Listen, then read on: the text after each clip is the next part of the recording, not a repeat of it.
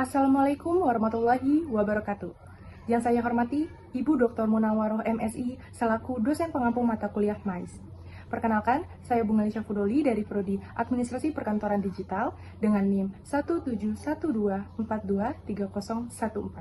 Pada kesempatan ujian tengah semester mata kuliah MAIS ini, saya akan mempresentasikan ide acara MAIS yang berjudul Bali Digital Nomad Summit 2026. Ini adalah sebuah acara convention atau konvensi internasional yang dirancang khusus untuk para digital nomad, remote workers, dan startup founders dari seluruh dunia. Mari kita lihat konsep lengkapnya.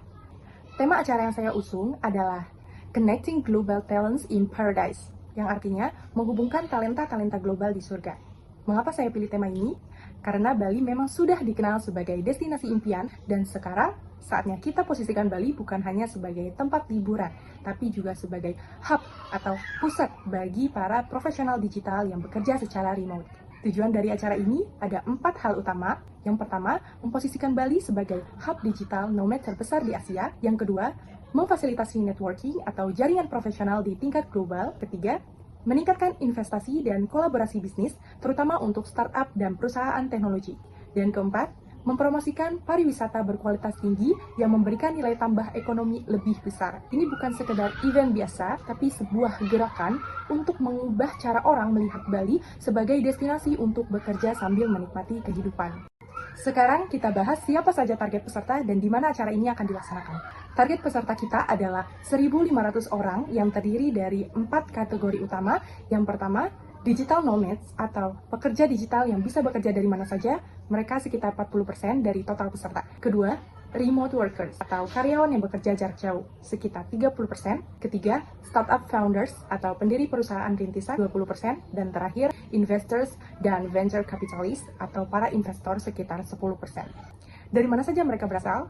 Mayoritas dari Asia Tenggara 40%, Eropa 25%, Amerika 20%, Australia 10%, dan sisanya dari berbagai negara lain. Lokasi yang saya pilih adalah Bali Nusa Dua Convention Center atau BNDCC. Kenapa? Karena venue ini memiliki fasilitas yang sangat lengkap. Aksesnya mudah dijangkau dari bandara, dan lokasinya pun berada di zona wisata premium yang sudah terkenal. Waktu pelaksanaannya adalah tanggal 15 sampai 18 Mei 2026. Jadi total 4 hari. Saya pilih bulan Mei karena ini adalah waktu yang ideal, cuacanya bagus, dan belum masuk peak season juga, sehingga harga masih kompetitif. Kenapa saya memilih ide ini? Sebenarnya ada 4 alasan kuat. Alasan yang pertama, tren global yang sangat kuat. Berdasarkan data terkini, ada sekitar 35 juta digital nomads di seluruh dunia pada tahun 2025, dan jumlah ini meningkat 50% sejak tahun 2023. Yang lebih menariknya, pemerintah Indonesia sendiri sudah mengeluarkan visa khusus digital nomad pada tahun 2024. Ini menunjukkan bahwa momentumnya itu tepat. Alasan yang kedua, potensi ekonomi yang tinggi. Digital nomads memiliki daya beli yang besar. Rata-rata mereka mengeluarkan 3.000 hingga 5.000 dolar Amerika per bulan untuk biaya hidup. Nah, dengan event ini, kita memperkirakan total transaksi ekonomi bisa mencapai lebih dari 10 juta dolar selama event berlangsung. Alasan yang ketiga, positioning strategis Bali. Bali sudah dikenal secara global, infrastruktur internetnya semakin membaik, dan yang penting, coworking spaces atau ruang kerja bersama sudah berkembang pesat dengan lebih 200 venues di seluruh Bali. Alasan yang keempat, belum ada kompetitor serupa. Nah, ini jadi peluang besar karena belum ada event khusus digital nomad dengan skala besar seperti ini di Asia Tenggara. Kita bisa menjadi pionir atau pelopor dan ini akan memberikan keuntungan first mover advantage.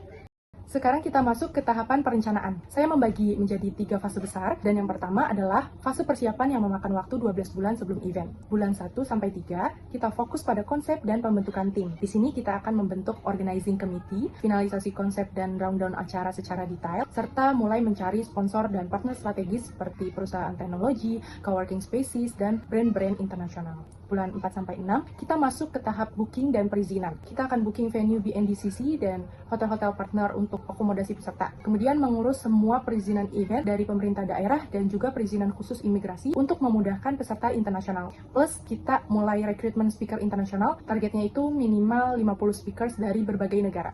bulan 7 sampai 9, fokusnya adalah marketing dan tiketing. Kita launching website resmi dan sistem registrasi online, kemudian kampanye digital marketing secara global lewat media sosial, Google Ads, dan kolaborasi dengan influencer. Dan yang penting, kita buka early bird ticket sales untuk menarik pendaftar awal dengan harga yang spesial. Bulan 10 sampai 12, ini fase finalisasi. Koordinasi dengan semua vendor seperti catering, audiovisual, dekorasi, dan keamanan. Lalu persiapan area exhibition dengan 50 booth untuk berbagai perusahaan dan brand. Dan yang terakhir, training untuk volunteer dan staff agar semuanya itu siap saat hari H. Sekarang kita masuk ke fase pelaksanaan, yaitu 4 hari event yang penuh dengan kegiatan menarik. Hari pertama adalah opening dan keynote. Kami akan mulai dengan opening ceremony yang megah, dilanjutkan dengan keynote speech dari 3 pembicara inspiratif tingkat internasional. Di malam harinya ada welcome networking party. Nah, ini kesempatan peserta untuk berkenalan sambil menikmati suasana Bali.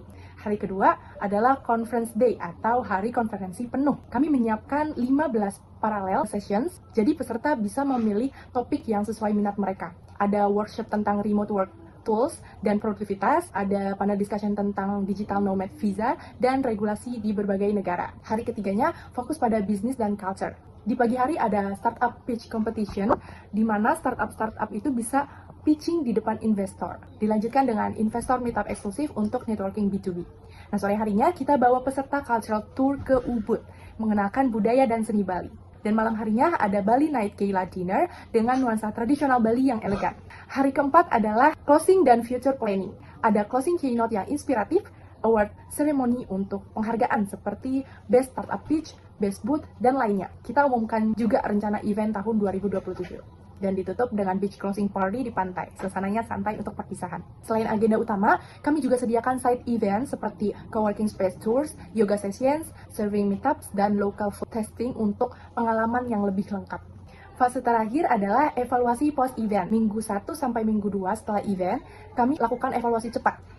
Kirim survei kepuasan ke semua peserta dengan target minimal 80%, menyatakan sangat puas. Kemudian, meeting evaluasi internal dengan tim dan semua vendor untuk review apa yang berjalan baik dan apa yang perlu diperbaiki. Analisis data partisipasi, engagement di setiap sesi, dan yang penting, review finansial untuk hitung ROI atau Return on Investment.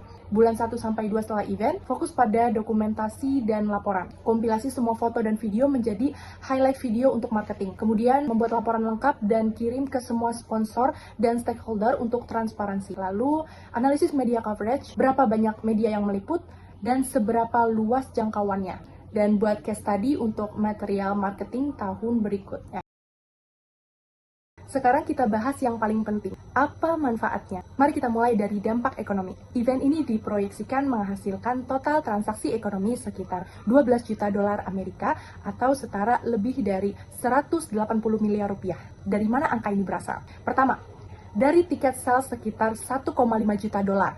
Kedua, sponsorship dari berbagai perusahaan sekitar 2 juta dolar. Ketiga, dan ini yang terbesar, dari hotel dan food and beverage sekitar 6 juta dolar karena 1.500 peserta menginap dan makan selama 4 hari. Keempat, transportation seperti sewa mobil, taksi, dan tour sekitar 1,5 juta dolar. Terakhir, shopping dan aktivitas wisata lainnya sekitar 1 juta dolar. Dari sisi lapangan kerja, event ini menciptakan lebih dari 2.500 kesempatan kerja. Ada 200 event staff yang langsung kita rekrut, terus ada 500 orang staff hotel yang terlibat karena okupansi meningkat drastis, juga ada 100 tour guide profesional untuk program cultural tour, dan yang terbesar 1.700 pelaku UMKM dan vendor lokal yang menyediakan berbagai produk dan jasa.